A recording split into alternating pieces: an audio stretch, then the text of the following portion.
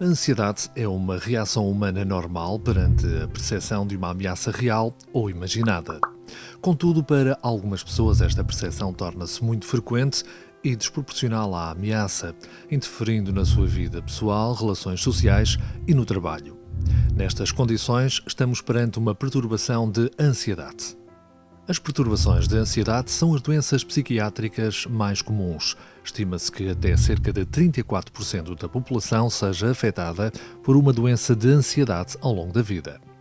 No grupo destas perturbações, incluem-se uma série de doenças, nomeadamente a perturbação de pânico, a perturbação de ansiedade generalizada e as fobias. Estas doenças afetam cerca de 2 vezes mais mulheres do que homens. Geralmente têm início na infância, adolescência ou início na idade adulta, atingem o seu pico na meia-idade e tendem a diminuir em idades avançadas. Ainda não está bem estabelecida a origem destas doenças, mas sabe-se que existem fatores genéticos e biológicos que contribuem para o seu desenvolvimento. Um ataque de pânico é um estado de medo intenso que surge de forma súbita e em que o corpo reage como se fosse a enfrentar ou fugir de um perigo real ou ameaçador.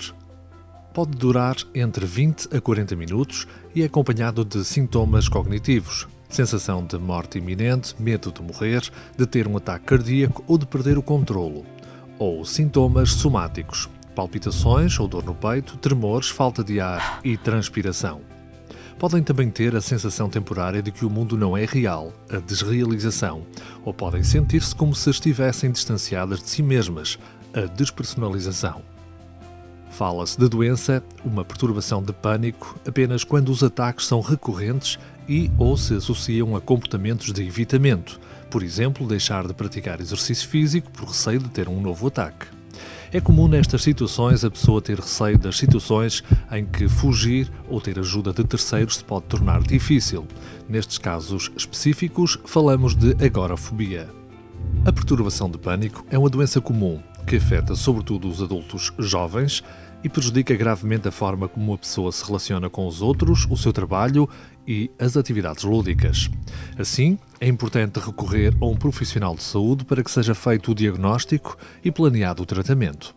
Este consiste numa combinação de fármacos e psicoterapia, que é um tratamento psicológico em que se ensinam estratégias para gerir a ansiedade. Os medicamentos usados incluem os antidepressivos, usados também no tratamento da depressão, e os ansiolíticos, que visam diminuir a ansiedade. A perturbação de pânico tem um curso crónico e flutuante. No entanto, com o tratamento adequado e na ausência de outras doenças, é possível a pessoa voltar a ter uma boa qualidade de vida.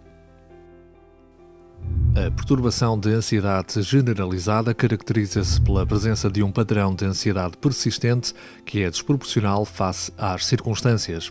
É comum um estado subjetivo de medo, que é generalizado e não dirigido a nenhum objeto ou situação em concreto, ou seja, a pessoa está sempre preocupada e tensa, mas não encontra na sua vida razões para tal.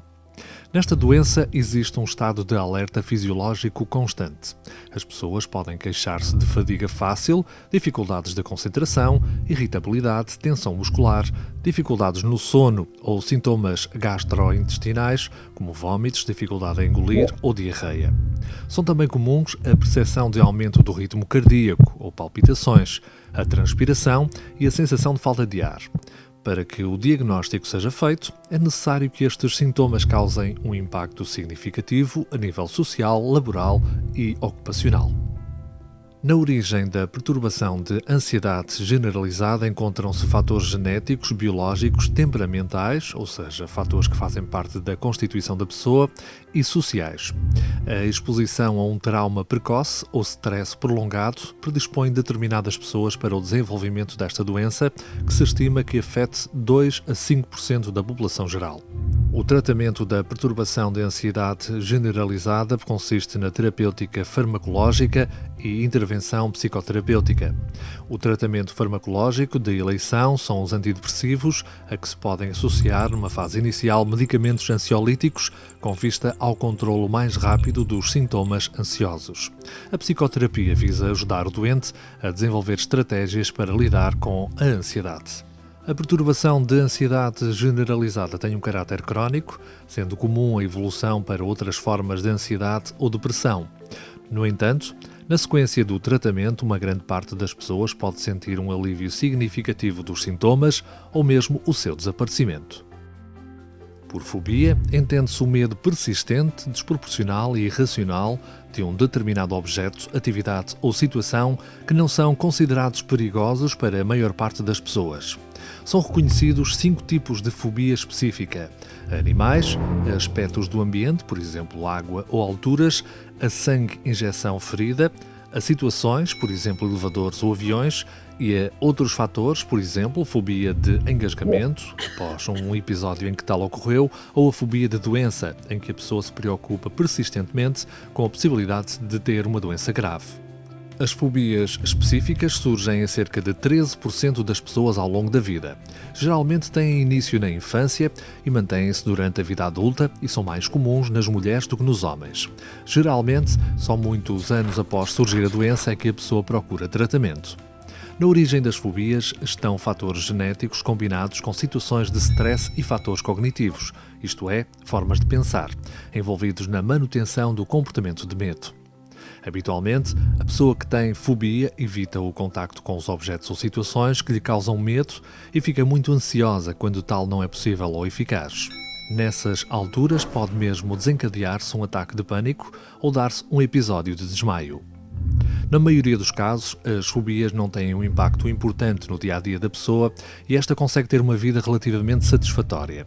No entanto, existem casos em que a fobia e os comportamentos de evitamento que daí decorrem interferem de forma significativa na vida pessoal, laboral e social.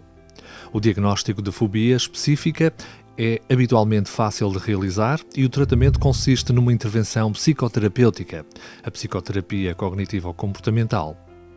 Esta é uma terapia em que se faz a exposição gradual ao estímulo fóbico, de forma prolongada e repetida, combinada com uma reestruturação cognitiva, isto é, abordam-se os pensamentos que contribuem para a manutenção do comportamento de evitamento.